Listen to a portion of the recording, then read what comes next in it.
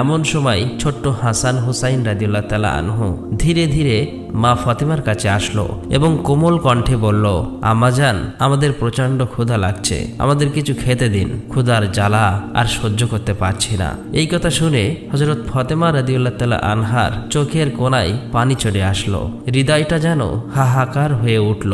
তিনি কিছুই বলতে পারছে না, তবুও হাসি মুখে তাদের বললেন, বাবা, এই জীবন তো পরীক্ষা মাত্র, বাবা একটু অপেক্ষা করো, ইনশাল্লাহ তোমার আব্বাজান কিছু খাবার নিয়ে আসবেন। এটা শুনে শিশু হাসান এবং হুসাইন রাদিয়াল্লাহু তাআলা আনহু আনন্দিত হয়ে সেখান থেকে চলে গেলেন। কিন্তু তিনি নিজেও ইফতারের অপেক্ষায় আছে, তার নিজের প্রচন্ড ক্ষুধা লাগছে, মাথাটা হালকা ঝিমঝিম করছে।